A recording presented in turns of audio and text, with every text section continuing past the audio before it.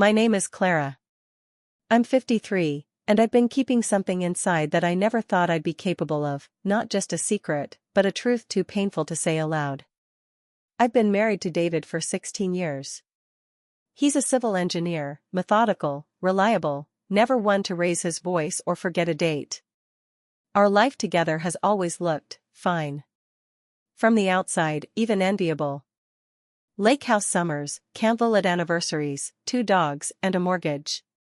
But if you were to step inside the silence between us, you'd hear how hollow it's become. It wasn't always like this.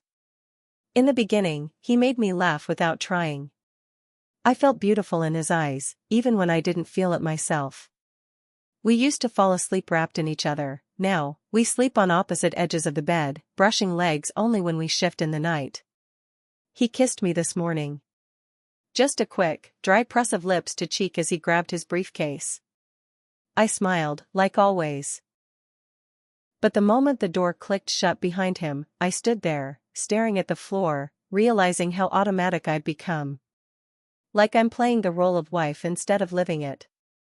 Even when he hugs me now, it's as if he's holding on out of obligation, not want. His hands linger on my lower back like he remembers where desire used to live, but not how to find it anymore. I think the moment I knew something had changed was last month. We were watching a storm roll in, and he reached for my hand. I let him take it, but inside, I didn't feel held. I felt unknown. And then, days later, his son came home. And he looked at me like he saw everything I was trying to hide. David thinks a hand on my thigh is enough. That a kiss before dinner, or a slap on my backside when I'm loading the dishwasher, still counts as connection. But to me, it feels like skipping chapters in a story I no longer understand. He's a structural engineer, practical to the bone. He designs bridges, roads, solid things that don't waver. I used to admire that. His steadiness made me feel safe. But now it just feels immovable. Like nothing I say will ever change the way he sees love. Last night, I cooked his favorite, chicken marsala, even lit a candle because I missed how we used to talk over wine like people who still had things to say. I sat down beside him, hoping maybe we'd reconnect. Instead, he chewed in silence, then reached under the table and squeezed my knee with a smirk. I flinched. Not outwardly, not enough for him to notice. But inside, my skin went numb. That tiny gesture, once flirtatious, even thrilling, now felt like pressure. A shortcut to intimacy I hadn't agreed to. "Rough day?" he asked, not really waiting for an answer. He leaned in for a kiss after dinner, but I turned to the sink, pretending to rinse a plate. I felt him pause behind me, just for a second, then retreat without a word. I could feel the frustration radiating off him. He thinks I'm pulling away because I don't want him. But that's not it. I want to be known, not touched like a to-do list. I want him to ask what I'm thinking, what I'm missing, who I'm becoming. But he only ever asks if I'm okay, and the truth is, I wouldn't even know how to answer that anymore. This morning, David brought me coffee in bed, something he hasn't done in months.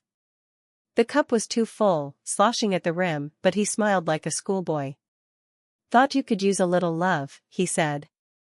I smiled back, polite. Not cold, but careful. The kind of smile that lets you both pretend. He sat beside me, ran his hand over my thigh, and said, "You've been quiet lately." "I'm just tired," I replied, sipping the coffee even though it burned my tongue. "You're always tired."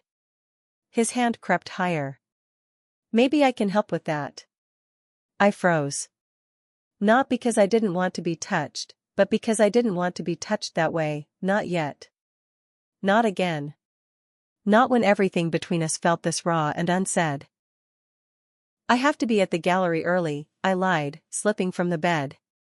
I could feel his disappointment, heavy behind me, but he didn't follow.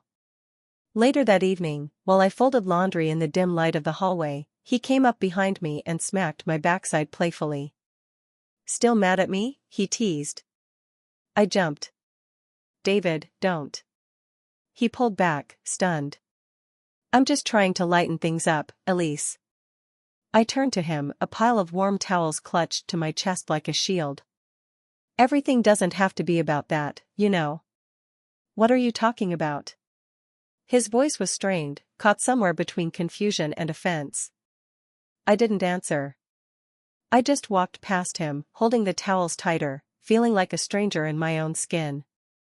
Inside, I was screaming, not at him, but at the silence between us. Why does everything have to turn into sex?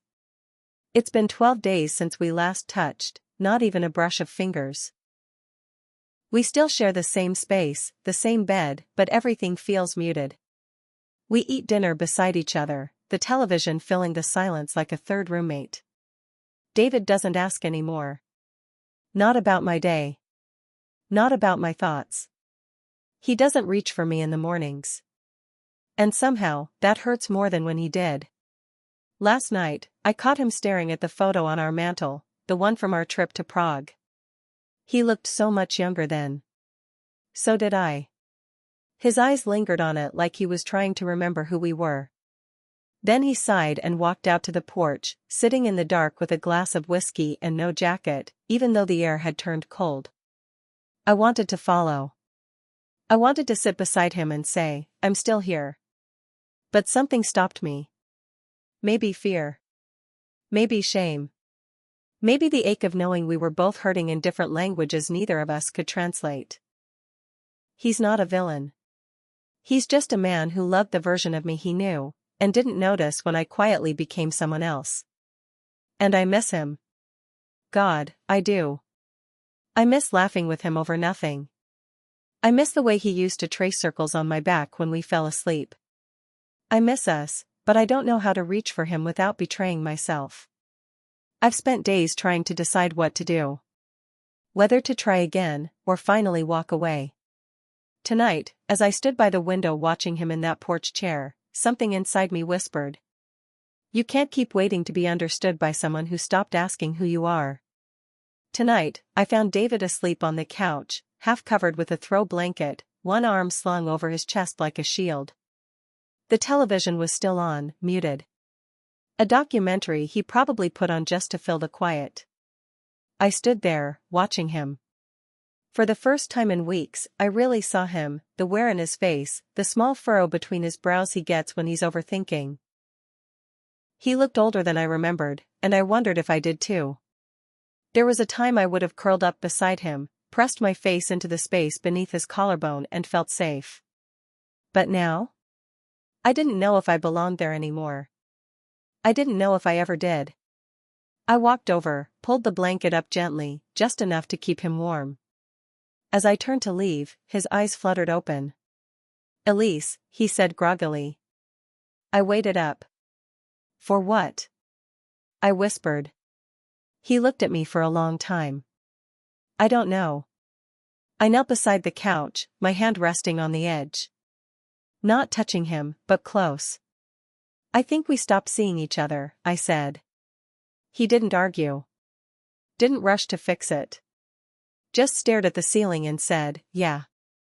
A long silence followed. No yelling. No tears. Just resignation. Then, softly, he reached out and placed his hand over mine. No grip. No pressure. Just presence. I'm tired, Elise, he said. I don't know how to love you the way you need. I nodded. And I don't know how to keep asking. We didn't say goodbye. There wasn't a fight.